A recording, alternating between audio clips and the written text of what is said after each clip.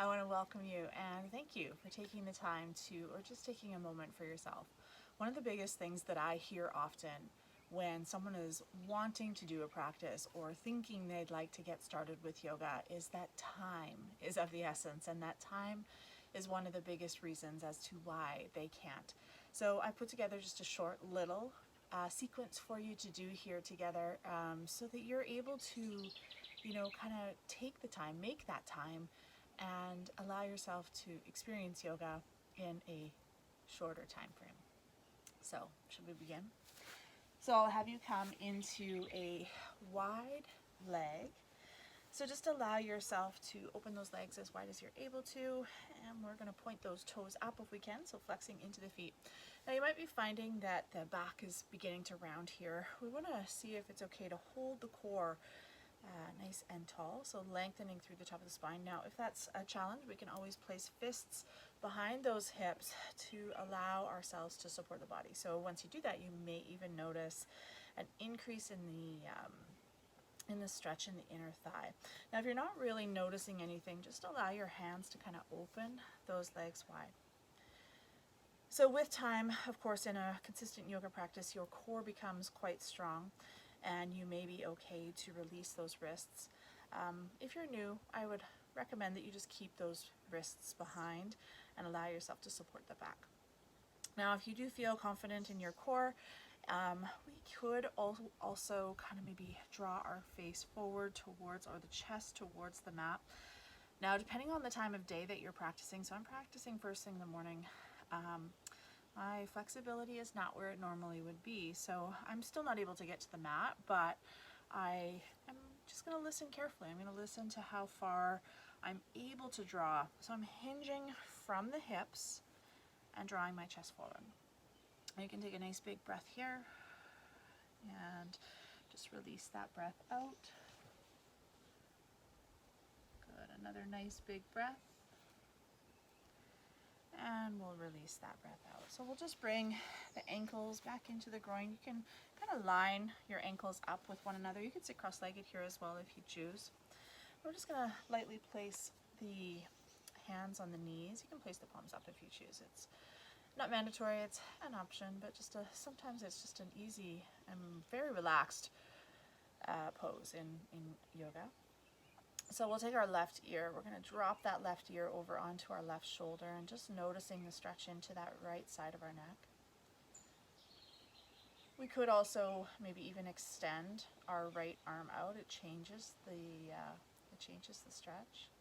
We could take our gaze down. If the movement feels okay, we could take our gaze up. Again, just being very mindful, listening carefully to the body. It might be going, just stay still, so listen.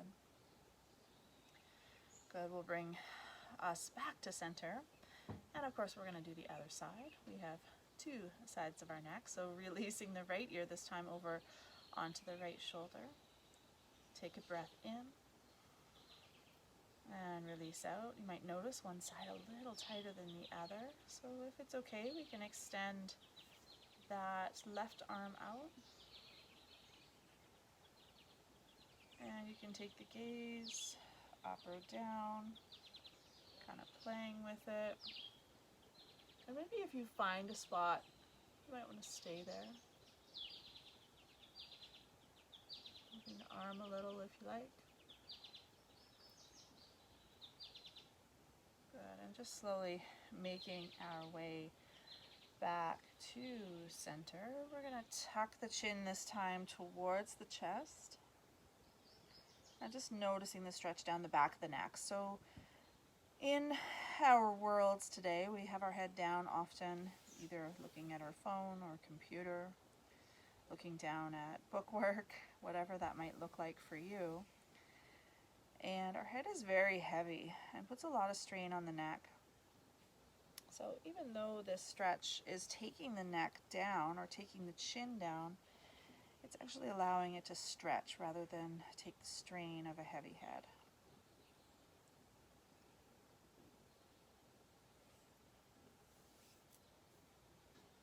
Good. We'll gently lift the head up.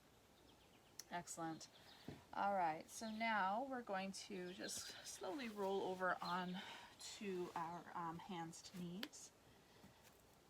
And we're going to bring the hips to the sky into downward facing dog. Now, with our down dog, we're working to place those heels towards the mat, but they might not be there yet, and that's okay. So big stretch in the back of the legs. Now we want to we want to lengthen in through the spine. So pressing into the fingertips. So our ears are dropping between those arms, and we're kind of dropping the heart towards the mat. Okay, from here we're going to come forward into a plank pose. We're going to drop the knees down. We're going to walk our hands towards the top of our mat, and nice and slow, kind of dropping our chest, dropping the forehead. You might need to move those knees back a little bit. We're coming into what we call puppy pose. So our hips are stacked directly over top of our knees,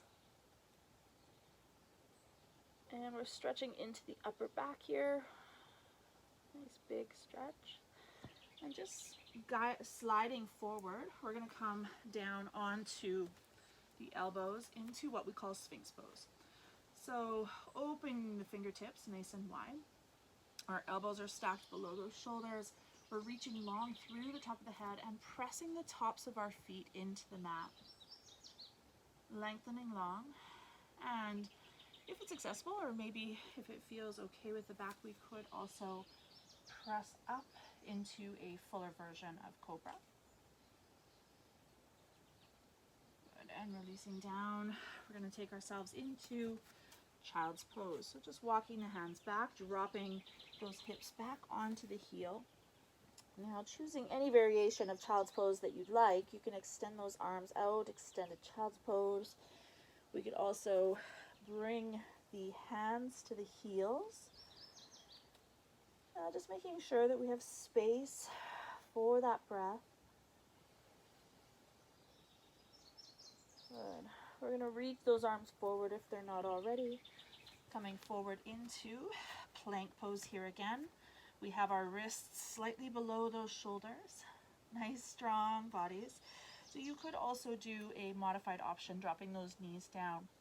Now in our plank poses, a few things that I want to just touch on here is when we're pressing up, making sure our bum is not raised or our hips are not sagging. We don't want to put any pressure on that back. So we have a nice strong line from the elbows to the shoulders, from the shoulders to the knees or to the ankles, depending if you're going into the full pose. So we're going to walk those hands forward here again, coming into puppy pose. So we're just going to do this same sequence a few times here. So you might be able to get the chest all the way down. This depends on the flexibility, the mobility of that spine and back. We're going to glide forward, dropping the belly down, elbows down into Sphinx pose. Again, we're reaching through the top of the head. So this is a really great pose to help strengthen into that lower back. And again, if accessible, we could press up. Releasing down, we're going to take ourselves back to Child's Pose. Just walking those hands back and making our way, our forehead perhaps connects to the earth. Nice big breaths here, and inhaling up, we're going to come again, plank pose. This is the last time. Nice big breath. Again, dropping those knees, walking the hands forward, and just slowly gliding our hips over top of the knees, dropping the forehead or chest towards the earth. Puppy pose.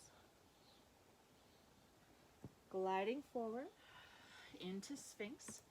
So belly comes down, lifting through the top of the crown, pressing those feet into the mat. So as you press those feet, you're going to notice the knees have slightly lifted away from our mat. We'll take ourselves back to Child's Pose. And just a nice big breath. We're going to bring the hips to the sky, back into downward facing dog.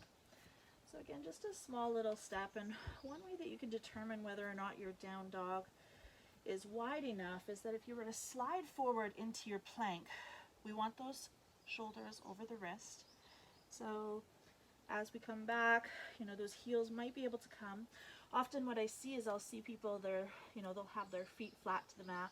They'll be a little shorter. And what happens when you have a short down dog is as you slide forward, your shoulders are way over top of your hands, putting a lot of pressure on the shoulders and possible injury. So just making sure we have a nice wide down dog. It's okay that those heels don't come down. With time they may. Beautiful. We are going to, from here, step our left foot to the outside of our left hand. Now you can make the choice to stay with that back leg extended back, or it might feel okay for you to drop that knee down. And we're really working at opening the hip here. So you can make the choice to stay as you are here, depending on your mobility of the hips, your flexibility. I didn't bring a block, you don't need one, but you might even be able to drop down to the mat. Now, staying here, if you're a beginner, is probably the best option at this time, unless you're flexible, unless you want to make sure that you're never hurting the body. You want to just kind of listen carefully. So coming down onto the elbows is a pose that we call lizard. And you could open that hip a little more. Again, please only taking yourself there if that is, if your body's okay to listen to that. All right, back to downward facing dog. And again, just allow yourself, down dog is a rest pose, a working rest pose though. We're gonna step our right foot to the outside of the right hand. And again, choosing to extend that back leg nice and long, or we might drop that knee down.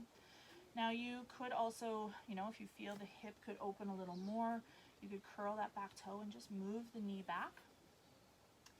Again, if it's too far, just allow yourself to come back. So we're never, you know, we never stay in a pose if it doesn't feel right. We allow ourselves to come out, lessen the pose or lessen the deepness of it. And again, we can choose to just simply stay here on the hands, or we might take ourselves, I know this hip is not going to, it doesn't want me to. So you could go down on the elbows if that is in your day today, in your practice. So it is really important to always listen to the body. We're never forcing our poses. All right, and we're going to curl that back toe. We're going to come back into downward facing dog.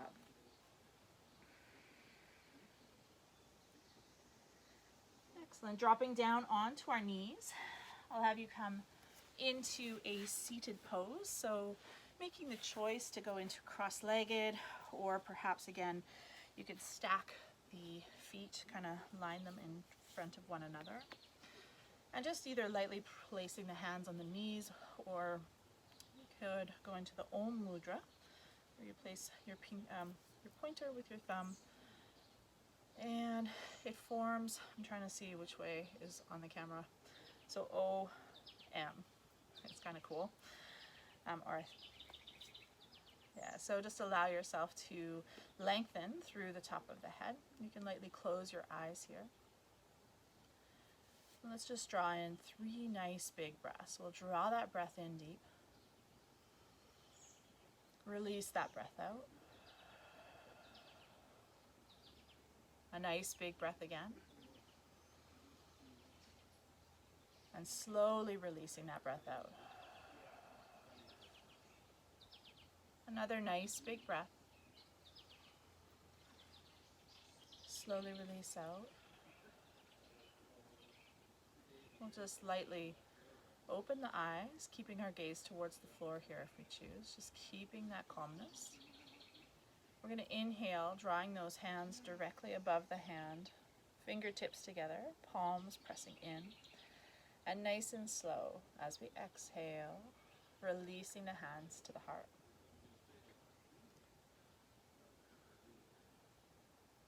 Beautiful. And namaste.